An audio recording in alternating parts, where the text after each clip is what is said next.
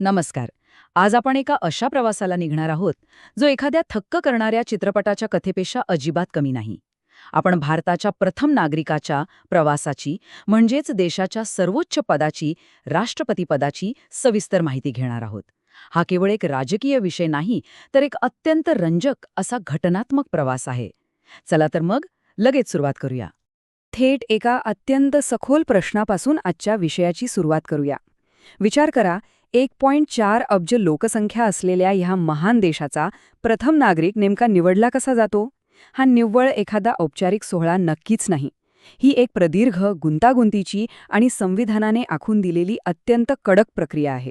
या ऐतिहासिक प्रवासाची खरी सुरुवात नेमकी कुठून होते ते आता आपण पाहूया. भाग 1.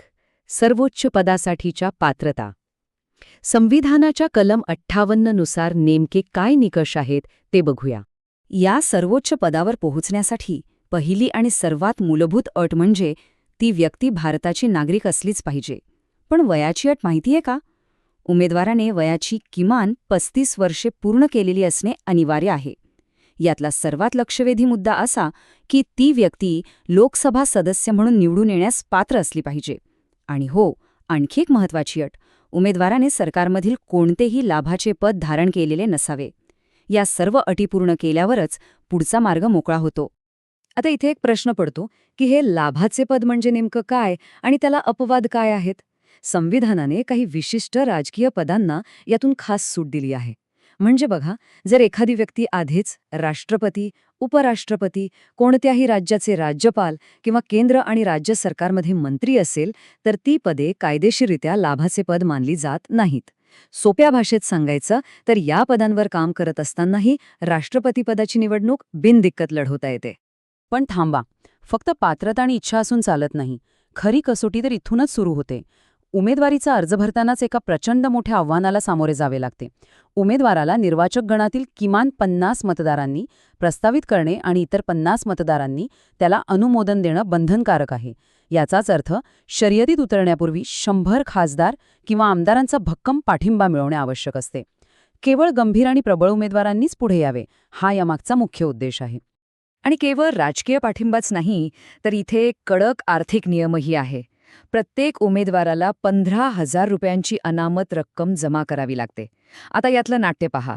जर उमेदवाराला एकूण वैध मतांच्या 1/6 म्हणजे 1/6 मते मिळवता आली नाहीत, तर ही पूर्ण रक्कम थेट जप्त होते. हा साधा वाटणारा नियम निवडणूक प्रक्रियेतील गांभीर्य आणखी वाढवून टाकतो. भाग 2. गुंतागुंतीची निवडणूक प्रक्रिया. खऱ्या अर्थाने या रंजक राजकीय रणांगणात नेमके काय घडतंय ते आता बघूया. ही संपूर्ण निवडणूक पद्धत अतिशय बुद्धिमान आणि रंजक आहे. याला एकल संक्रमणीय मताद्वारे प्रमाणशीर प्रतिनिधित्व पद्धत असं म्हणतात. यात काय होतं तर प्रत्येक मतदाराला एकच मतपत्रिका दिली जाते आणि त्यावर उमेदवारांना 1, 2, 3 असा पसंती क्रमांक द्यायचा असतो. हे मतदान पूर्णपणे गुप्त असते. जिंकण्यासाठी एका विशिष्ट कोट्या एवढी मते मिळवणे अत्यावश्यक असते. जर पहिल्या फेरीत कोणाचाच कोटा पूर्ण झाला नाही, तर सर्वात कमी मते मिळवणारा उमेदवार थेट बाद होतो आणि त्याच्या मतपत्रिकेवरील दुसऱ्या पसंतीची मते उरलेल्या उमेदवारांमध्ये वाटली जातात. हे अगदी एखाद्या हाय स्टेक्स एलिमिनेशन टुर्नामेंटसारखंच थरारक आहे. भाग 3. निवडणूक विवाद आणि न्यायव्यवस्था. आता कथेत एक वेगळे वळण येते. जर या सर्वोच्च पदाच्या निवडणुकीवरच कोणी आक्षेप घेतला तर काय होईल? जर वादाची ठिणगी पडलीच, तर निर्णय घेण्याचा एकमेव आणि प्रारंभिक अधिकार फक्त भारताच्या सर्वोच्च न्यायालयाला आहे. इथे आणखी एक रंजक नियम आहे. निर्वाचक गण अपूर्ण होता, म्हणजेच काही जागा रिक्त होत्या, या कारणावरून निवडणुकीला आव्हान देताच येत नाही. आणि यातील सर्वात विलक्षण तरतूद कोणती असेल? तर समजा सर्वोच्च न्यायालयाने एखाद्या राष्ट्रपतीची निवडणूक अवैध ठरवली, तरीही त्या निर्णयापूर्वी त्या राष्ट्रपतीने घेतलेले सर्व निर्णय आणि केलेले कायदे पूर्णपणे वैध राहतात. ही संविधानाची खरोखरच एक अद्भुत दूरदृष्टी आहे. भाग 4. पदाच्या शर्ती आणि वेतन. कलम 59 नुसार सर्वोच्च पदावर विराजमान झाल्यानंतरच्या अटी काय असतात हे आता जाणून घेऊया. राष्ट्रपती पदावर निवड झालेली व्यक्ती संसदेच्या किंवा राज्य विधिमंडळाच्या कोणत्याही सभागृहाची सदस्य राहू शकत नाही. जर ती असेल तर पदग्रहण केल्याक्षणीच तिची ती जुनी जागा आपोआप रिक्त होते. याशिवाय त्यांना अधिकृत निवासासाठी भव्य राष्ट्रपती भवनाचा विनाशुल्क वापर करण्याचा अधिकार मिळतो. त्यांचे पगार, भत्ते आणि सर्व विशेषाधिकार संसदेकडून निश्चित केले जातात आणि सर्वात महत्त्वाचे म्हणजे त्यांच्या कार्यकाळात हे पगार आणि भत्ते कोणत्याही परिस्थितीत कमी केले जाऊ शकत नाहीत. वेतनाचा विचार केला तर हे ऐकून नक्कीच आश्चर्य वाटेल की अगदी सुरुवातीच्या काळात राष्ट्रपतींचं वेतन केवळ 10,000 रुपये इतके होते. पण काळानुसार यात बदल झाले आणि आता 2018-19 पासून हे वेतन दरमहा 5 लाख रुपये इतके निश्चित करण्यात आले आहे. यासोबतच 2008 सालापासून एक नवीन नियम लागू झाला, ज्यानुसार त्यांना वेतनाच्या 50% इतकी पेन्शन देखील दिली जाते. भाग 5. पदावधी आणि पदमुक्ती. देशाच्या प्रथम नागरिकाचा कार्यकाळ आणि त्यांना पदावरून हटवण्याच्या अत्यंत कठोर प्रक्रियेबद्दल आता आपण माहिती घेणार आहोत. कलम 56(1) नुसार राष्ट्रपतींचा कार्यकाळ हा पदग्रहण केलेल्या दिवसापासून बरोबर 5 वर्षांचा असतो. पण समजा या 5 वर्षांच्या आधीच त्यांना राजीनामा द्यायचा असेल तर ते आपला राजीनामा थेट उपराष्ट्रपतींकडे सोपवू शकतात. इथे एक अतिशय वेगवान साखळी काम करते. उपराष्ट्रपतींना या राजीनाम्याची माहिती त्वरित लोकसभा अध्यक्षांना कळवणे घटनात्मकरित्या अनिवार्य असते. शासनाच्या उच्च स्तरावरील संवादाची ही तत्परता खरंच वाखाणण्याजोगी आहे. पण काय होईल जर राष्ट्रपतींनी स्वतःला राजीनामा दिला नाही आणि त्यांच्याकडून काही गंभीर घटनात्मक उल्लंघन झाले? इथे संविधानातील सर्वात शक्तिशाली अस्त्र बाहेर येते, ते म्हणजे महाभियोग.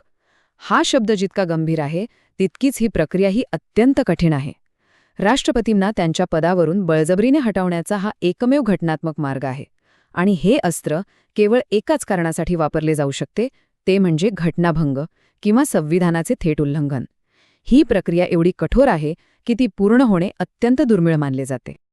आता थोडा जागतिक दृष्टिकोनातून विचार करूया. भारत आणि अमेरिका यांच्यात एक अतिशय रंजक तुलना पाहायला मिळते. भारतात जन्मदत्त किंवा कायदेशीररित्या स्वीकृत झालेली कोणतीही नागरिक व्यक्ती कितीही वेळा राष्ट्रपती पदावर विराजमान होऊ शकते. याला कोणतीही मर्यादा नाही. पण अमेरिकेत मात्र नियम अत्यंत कडक आहेत. तिथे केवळ अमेरिकेतच जन्मलेली व्यक्ती राष्ट्राध्यक्ष होऊ शकते आणि तीही आयुष्यात जास्तीत जास्त फक्त 2 वेळाच. या अर्थाने भारतीय संविधान अधिक लवचिक आणि व्यापक संधी देणारे ठरते. या विलक्षण प्रवासाच्या शेवटी एक अतिशय रंजक आणि विचार करायला लावणारा प्रश्न उभा राहतो. संविधानाने या सर्वोच्च पदाचे पावित्र्य आणि सुरक्षितता राखण्यासाठी इतक्या गुंतागुंतीच्या आणि अचूक यंत्रणा तयार केल्या आहेत. पण भविष्यात या अत्यंत कडक नियमांमुळे आणि प्रक्रियांमुळे कधी एखादा न सुटणारा घटनात्मक पेचप्रसंग निर्माण होऊ शकेल का? हा प्रश्न नक्कीच आपल्याला भारतीय राज्यव्यवस्थेचा आणखी सखोल विचार करायला प्रवृत्त करतो. याच विचारासोबत आज आपण इथेच थांबूया.